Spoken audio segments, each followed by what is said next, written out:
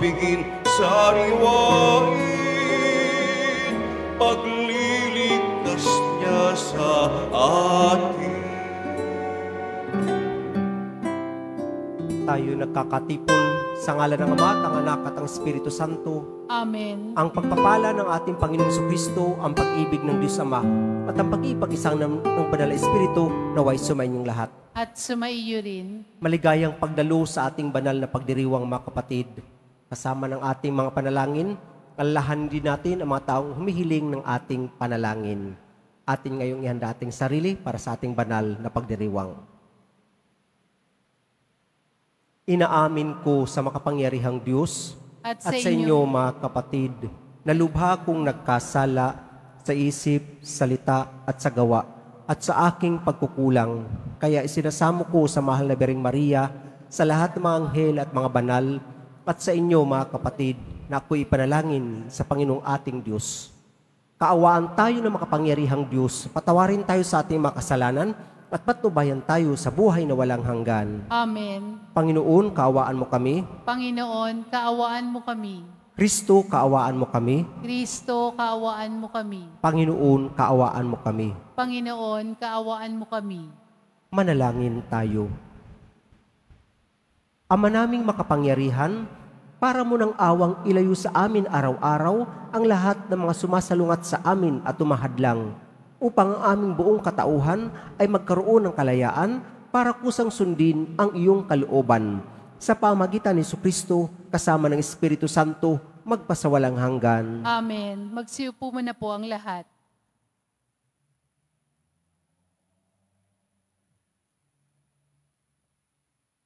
Pagbasa mula sa ikatlong sulat ni Apostol San Juan.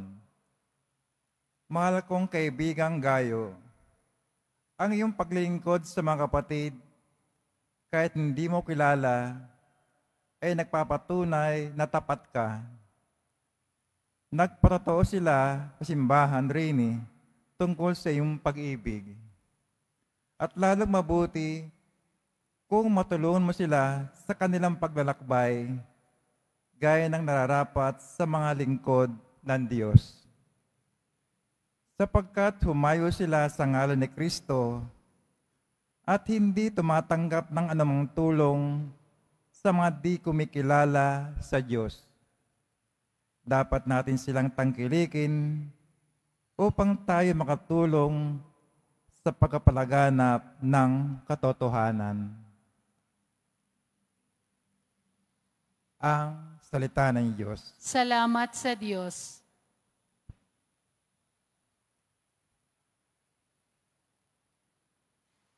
Mapalad siya na may takot sa Diyos na magandang loob.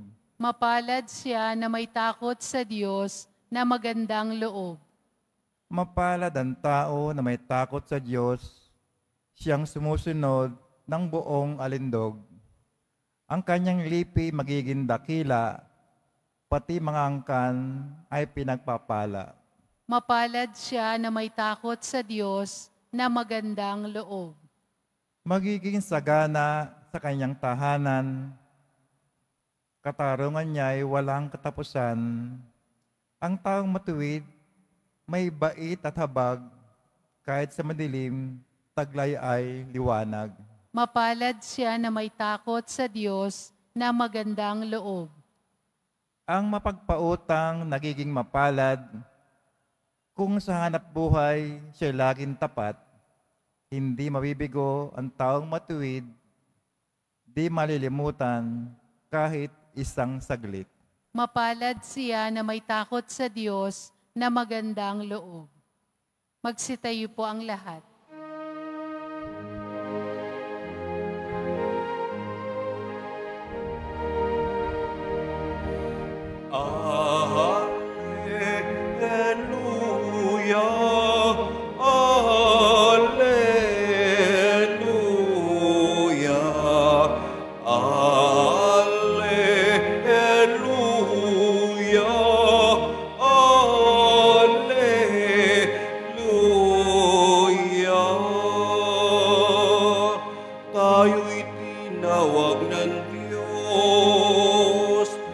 upang magmingming ng lubos.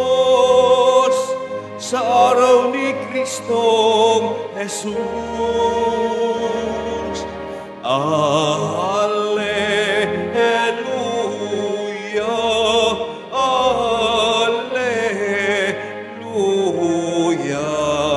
Alleluia, Alleluia.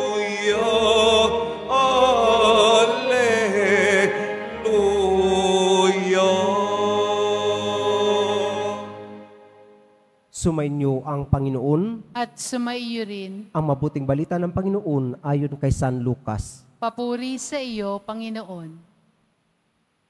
Noong panahong iyon, isinaysay ni Jesus sa kanyang mga alagad ang isang talinghaga upang ituro sa kanila na dapat silang manalangin lagi at huwag manghinawa. Sa isang lungsod, wika niya, may isang hukom na hindi natatakot sa Diyos at walang taong iginagalang. Sa lungsod ding iyon ay may isang babaeng balo na punta ng punta sa hukom at humihingi ng katarungan. Tinanggihan siya ng hukom sa loob ng ilang panahon, ngunit nang malaunan ay nasabi nito sa sarili, "Bagamat hindi ako natatakot sa Diyos, ni gumagalang kanino man, igagawad ko na ang katarungang hinihingi ng babaeng ito, sapagkat lagi niya akong ginagambala, baga pa ako mainis sa kapaparito niya." At sinabi ng Panginoon, "Narinig ninyo ang sinabi ng masamang hukom?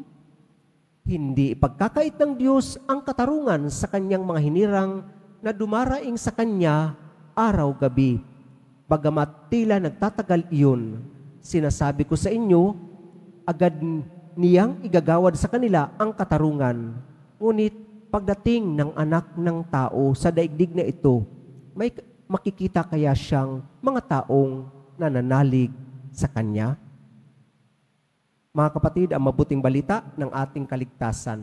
Pinupuri ka namin, Panginoong Jesucristo. Magsiupo muna po ang lahat. Magandang good morning sa inyong lahat, mga kapatid. Ang aga-aga, nandyan kayo. Sigurado ko ang lalayo pa ng mga pinanggalingan ninyo. Gumising ng maaga, naglakbay, makapunta dito sa ating banal na misa. Naalala ba ninyo na nagturo din si Jesus sa ibang yugto sa ating ebanghelyo na kung kayo'y mananalangin, huwag kayong gumamit ng maraming salita. Yan ang kanyang pasabi. At sinambit niya, alam na ng Ama ang inyong kahilingan bago pa man ninyo ito sambitin.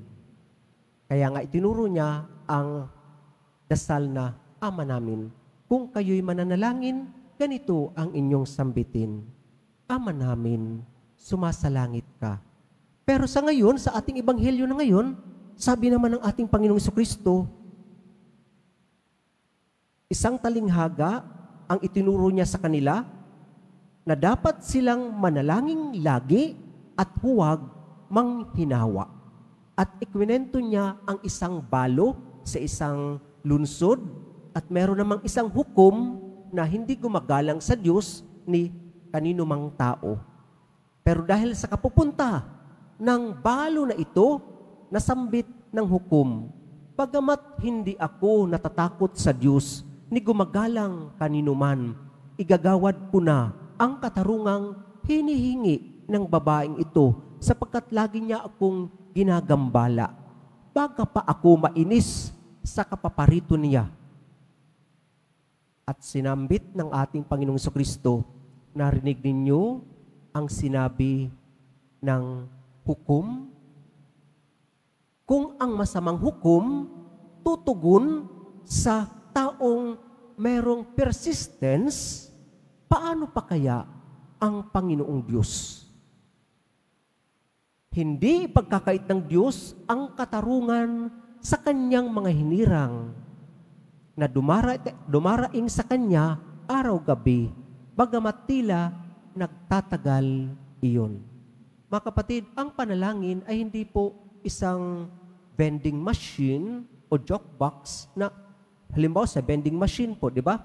Maghuhulog tayo ng coin, then pull, babagsak yung produkto na gusto natin. O yung sa jukebox, yung maghuhulog ka, tapos tutunog. Kahit anong music na pinili natin, hulog. Parang video machine, pero lumang version. Hindi po ganun ang panalangin. Pag tayo nanalangin, iginagalang natin ang kalooban ng Diyos kung paano niya tayo didinggin. Pero kapag alam ng Diyos na tayo ay porsigido at kailangan natin, higit pa sa ating paghahangad na matugunan ang ating pangailangan dahil ang Diyos mas lalo niyang ibibigay na higit ang pangangailangan natin sa ating paghingi sa Kanya. Mga kapatid, opo, isipin natin yung isang bata, mama, pa, kakapit, kukuha dito sa kanyang braso, tapos maglalambing. Ano ang sasabihin ng magulang? Ay, nakong bata ito. Sige na. O sige, pwede ka na maglaro. Pero 30 minutes lang, ha? Sige na. Tapos may kiss pa yon. Di po ba? Kung ang isang magulang nag-iisip ng kabutihan sa kanyang mga anak, paano pa kaya tayo na mga anak ng Diyos? Pagdududahan pa ba natin ang pag-ibig ng Diyos? Pagdududahan pa ba natin ang Poong Nazareno na nag-alay ng kanyang buhay sa bawat isa sa atin upang ibigay ang kaligtasan? Pagdududahan pa ba natin ang kabutihan ng Diyos na inialay na ang kanyang buong buhay para sa atin? Ano bang maliit na bagay ang inihiling natin na ipagmamaktol pa natin kapag hindi na ipagkaloob sa atin? Alam niyo po, sa 2 taon kong pamamalagi sa St. Jude National Shrine, iba-ibang mga kahilingan ng mga kabataan. Minsan, may naka-encounter ako, sabi niya, Father, kinakabahan po ako sa aking exam ngayon. O bakit naman? Nagkwento siya. Bumagsak siya sa unang attempt, sa unang exam. So, pangalawa na siya. Second taker. Sabi niya, pero Father, mali naman kasi ako. Nagmataas ako noon. Lahat ng mga exams ko, mula elementary hanggang college, naipasa ko. At nagtapos ako na may honor. O di, maganda sana. Kaso Father, nung nag-review na ako, akala ko magiging madali ang lahat. Maipapasa ko ng basta-basta lang. Kinig lang ako. Pero sabi, sa ngayon po, pangalawang pag-exam ko, Father, kinakabahan po ako. Sabi ko sa kanya, that's a good sign. Kasi gustong-gusto mo na.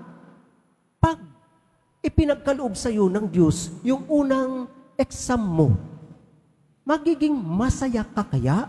O magiging grateful? O magiging mayabang? Kasi nakuha mo lang ng basta-basta. Ni hindi mo nga pinahalagahan yung mga pagpapala na ipinagkaloob sa iyo nung una, ngayon pihingi ka ng mas malaki na hindi mo pa rin papahalagahan kapag ibinigay sa iyo? Papayagan ba ng Diyos na magmataas tayo? Sabi niya, oo nga po. Di ko na siya nakita, sigurado ko, pumasa na siya. Opo mga kapatid, o kung minsan, ang pagsagot ng Diyos sa ating mga dasal, pwedeng magtagal. Depende sa kanyang kalooban. Kung tayo'y lalago sa ating inihingi, napakagandang signs po yun. Pero kung tayo'y magmamalaki, na malalayo pa sa kanya, minsan niya, pwede nating maging dasal, Lord, kapag hindi niyo po kalooban yan, huwag niyo pong ipagkaloob sa akin, baka ako lang may gusto. Baka ako po ay mawalay sa iyo. Huwag po. Huwag niyo pong tulutan na ako ay mawalay sa iyo. Ang dami ko rin naririnig na ganyang panalangin. Panalangin ng magulang para sa kanyang anak.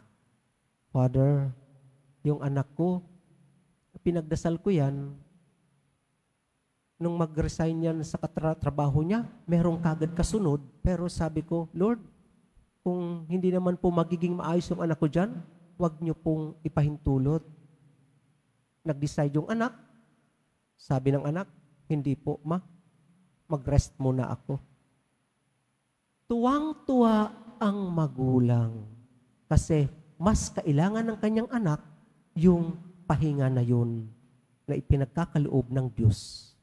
Mga kapatid, opo, sino po ba ang mas marunong? Ang magulang o ang anak? Sino po ba ang mas marunong? Ang Diyos o tayo? Pero sa ating pagsasabi ng ating pangailangan, alam ng Diyos ang ating pangangailangan.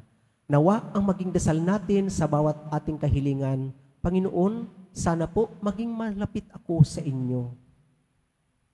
Hindi po dahil sa mga material na bagay, kundi sa aking pakikipagrelasyon sa inyo.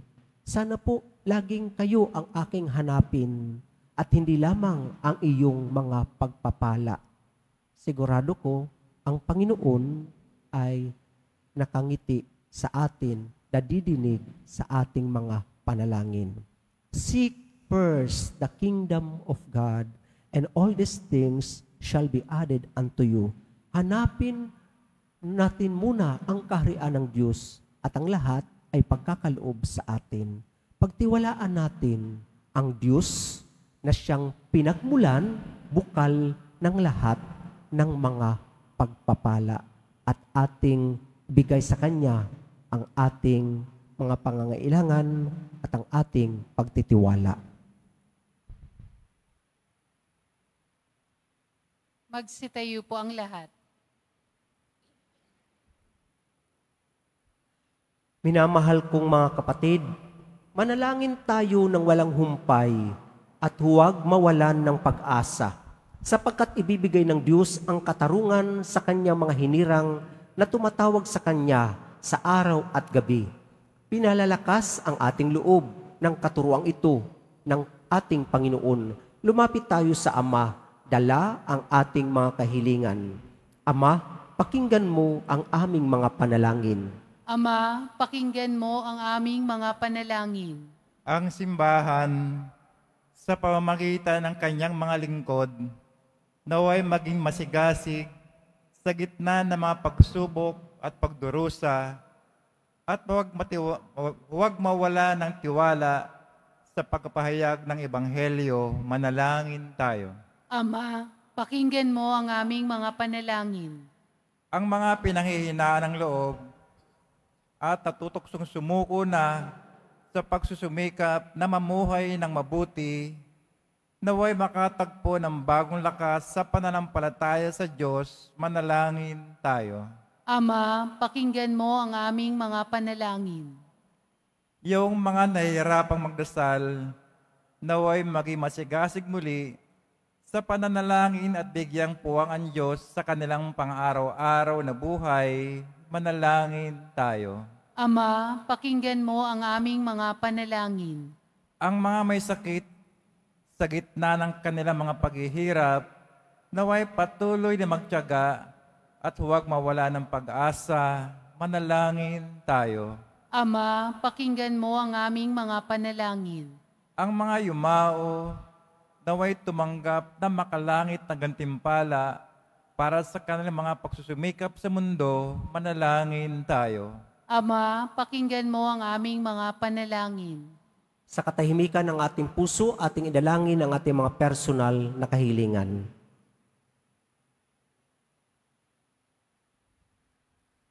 Ama naming nasa langit, ipinagkatiwala namin sa iyo ang aming mga pangangailangan.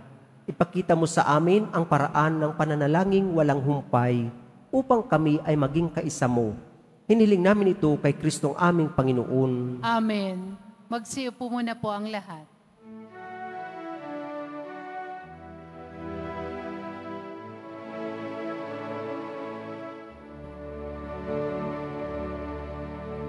Salamat sa iyo,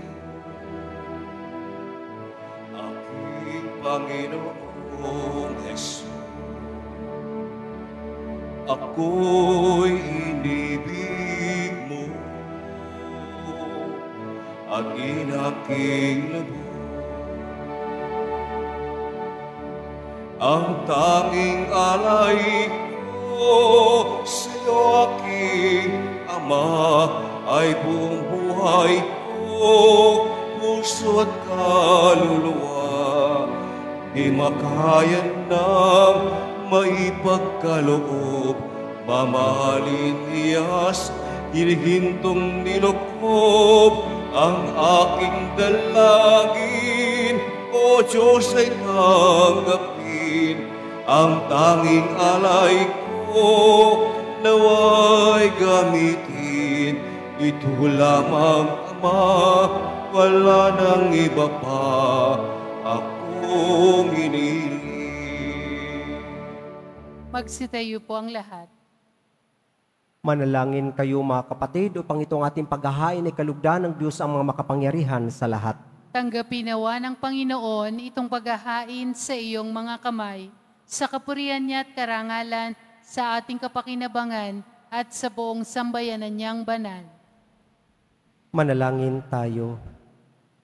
Ama naming lumikha, kalugdan mo ang paghahain ng mga natitipon dito upang ang aming ginaganap na pag-aalay ng sarili ng anak mo ay aming pakinabangan sa kanyang pamamagitan kasama ng Espiritu Santo magpasawalang hanggan. Amen. Sumainyo ang Panginoon. At sumaiyo rin. Itaas sa Diyos ang inyong puso at diwa. Itinaas na namin sa Panginoon. Pasalamatan natin ang Panginoong ating Diyos. Marapat na siya ay pasalamatan. Ama naming makapangyarihan, tunay marapat na ikaw ay aming pasalamatan. Sa iyong paglingap at kagandahang loob, ang mga tao'y nilikha mo at pinapangasiwa sa sansinukob.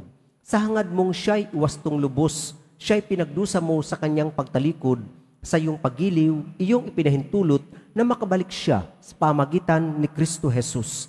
Kaya kaisa ng mga anghel na nagsisiawit ng papuri sa iyo nang walang humpay sa kalangitan, kami nagbubunyi sa iyong kadakilaan. Santo, Santo, Santo, Panginoong Diyos ng mga hukbo, napupuno ang langit at lupa ng kadakilaan mo, o sana sa kaitaasan.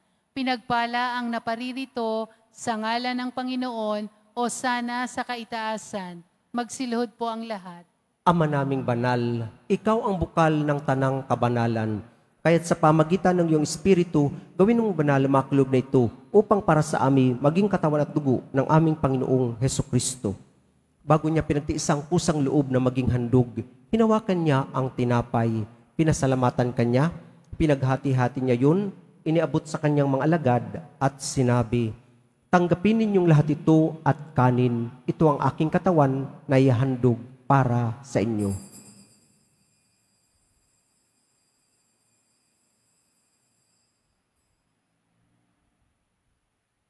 Gayun din naman, nung matapos ang hapunan, hinawakan niya ang kalis, muli kanyang pinasalamatan. Inabot niya ang kalis sa kanyang mga alagad at sinabi, "Tanggapin ninyong lahat ito at inumin. Ito ang kalis ng aking dugo, ng bago at walang hanggang tipan. Ang aking dugo ay bubuhos para sa inyo at para sa lahat sa ikapagpapatawad ng mga kasalanan. Gawin ninyo ito sa pag-alala sa akin."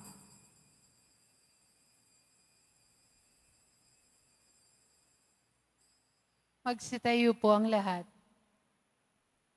Pagbunyi natin ang misteryo ng ating pananampalataya. Si Kristo'y namatay, si Kristo'y nabuhay, si Kristo'y babalik sa wakas ng panahon. Ama, ginagawa namin ngayon ang pag-alala sa pagkamatay at muling pagkabuhay ng iyong anak. Kaya't iniaalay namin sa iyo ang tinapay na nagbibigay buhay at ang kalis na nagkakaloob ng kaligtasan. Kami nagpapasalamat dahil kami yung minarapat na tumayo sa harap mo para maglingkod sa iyo.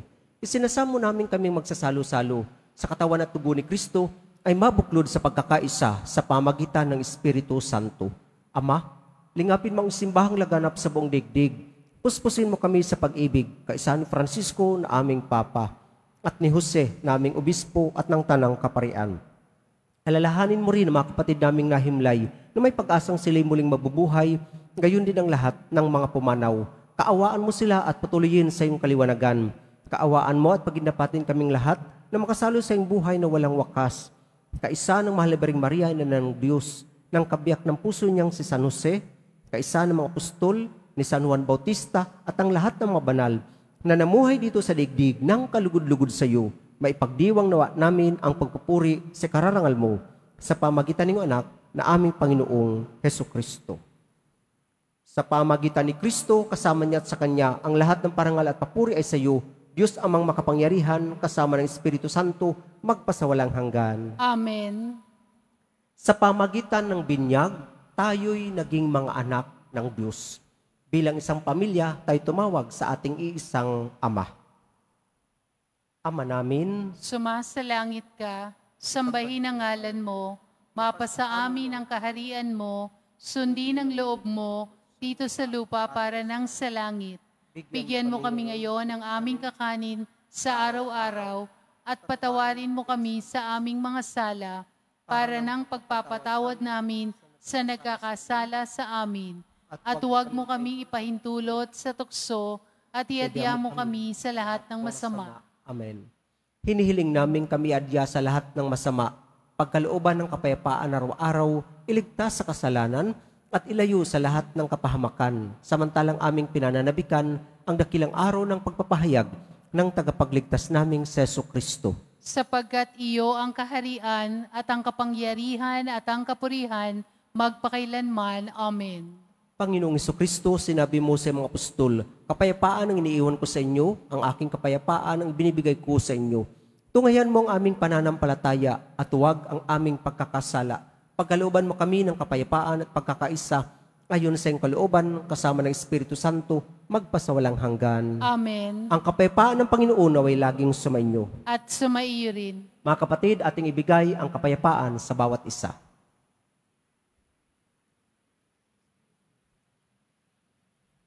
Kordero ng Diyos na nag-aalis ng mga kasalanan ng sanlibutan, maawa ka sa amin. Kordero ng Diyos na nag-aalis ng mga kasalanan ng sanlibutan, maawa ka sa amin. Kordero ng Diyos na nag-aalis ng mga kasalanan ng sanlibutan, ipagkaloob mo sa amin ang kapayapaan. Magsilud po ang lahat. Mga kapatid, narito ang ating Panginoong Kristo, ang anak ng Diyos na nagkatawang tao, nag-alay ng kanyang buong buhay para sa bawat isa sa atin. Siya ang kordero ng Diyos na nag-aalis ng makasalanan sa libutan, mapapalad tayong inaanyayahan sa kanyang piging. Panginoon, hindi ako karapat-dapat na magpatuloy sa iyo, ngunit sa isang salita mo lamang ay gagaling na ako. Ang katawan ni Kristo. Amen.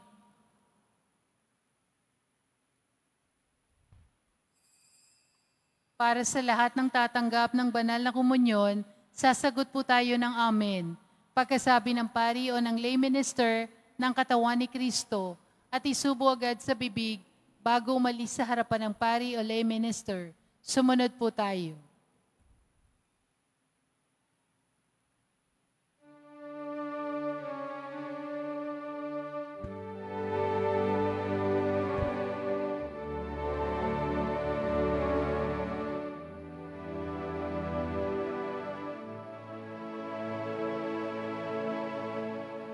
O Diyos, Ikaw ang laging hanap.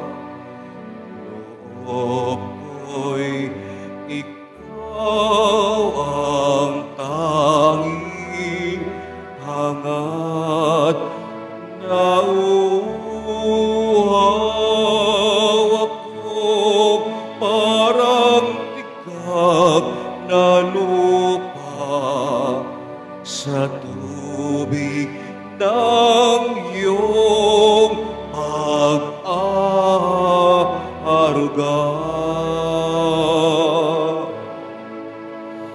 Ika'y pagmamasdan sa dakong banal nang makita ko ang iyong pagkarangal.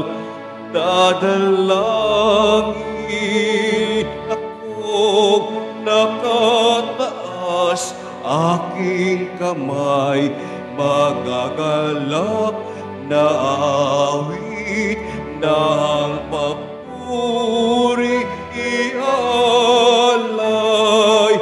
Ngunit ako, ikaw, habang nahimlay, pagkatanturo mo sa tuwin ay kadakilaay sa lilimnag, iyong mga pakpak.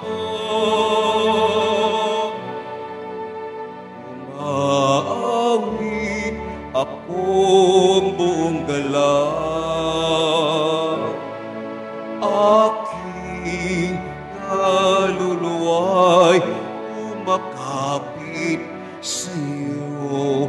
Kaligtas ay tiyak kung hawak mo ako, pagdiriwang ang hari, ang Diyos siyang dahilan, ang sa iyo ay nangako, galak yaong makakamtan, ngunit ako ikaw, habang nahihimlay, pagkat ang turo mo sa tuwid ay taglay sa lilimnag, iyong mga pakpak.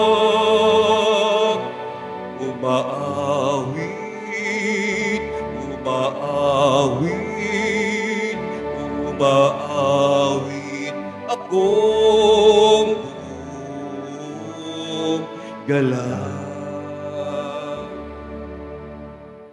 Announcement, inihahandog po ng programang Home Base Plus ang mga kwento ng himala ng Poong Jesus Nazareno. Ito po ang mga dokumentaryo sa mga buhay na binago ng ating Nuestro Padre Jesus Nazareno. Mapapanood po ito bukas, Linggo, sa ganap na ika-6 ng umaga sa GMA 7. Gayun din, para sa mga nais magbahagi ng kanilang mga kwento ng himala ng Nazareno, mangyari na mag-email sa himalanazareno@gmail.com. Inaanyayahan po ang lahat na sumubaybay.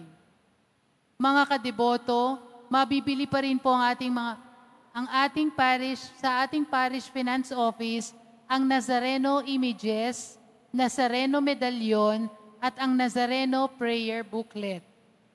Available pa rin po ang ating mga All Souls envelope. Sa mga nagnanais, maaari kayong kumuha na malapit sa mga pintuan ng ating simbahan o sa information guard. Isulat lamang po ang mga pangalan ng mga kamag-anak, kaibigan at mga kakilalang na mayapa o sumakabilang buhay na.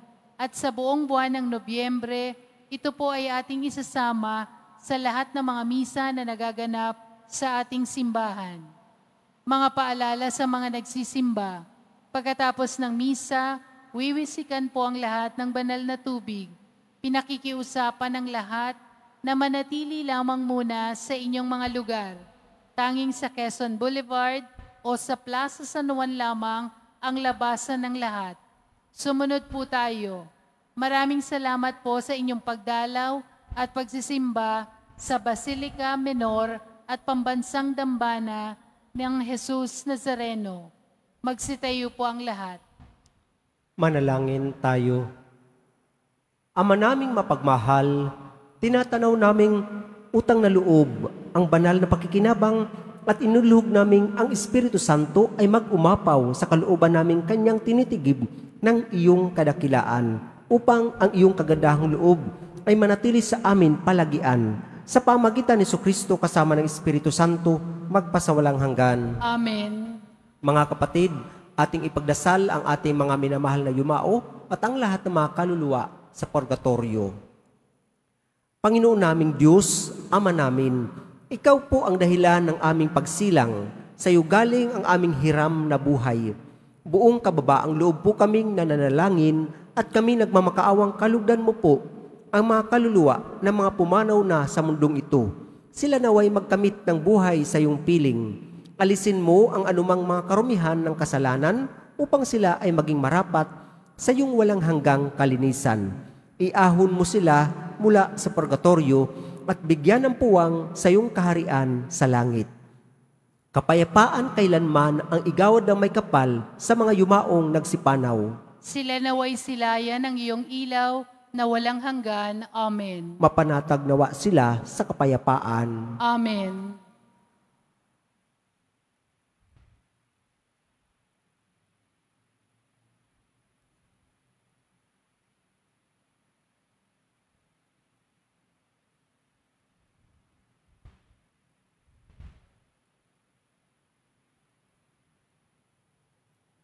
Sumainyo ang Panginoon. At sumaiyo rin.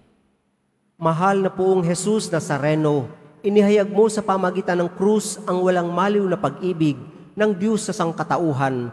Pakinggan mo ang kahilingan ng iyong angkan na nagsusumamo sa iyo. Makamtan nawa nila ang iyong katugunan at tanggapin ang kasagutan na may utang na loob na tinatanaw.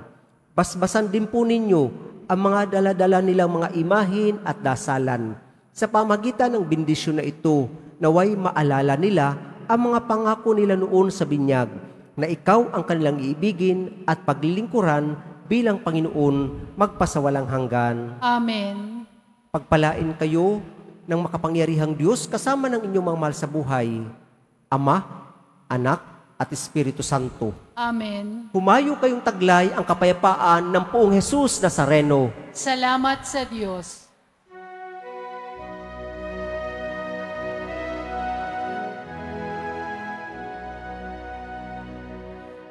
Nuestro Padre Jesús Nazareno,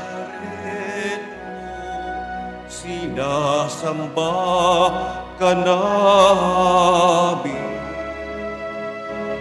Inipinto ka namin, aral mo ang aming buhay at kaligtasan.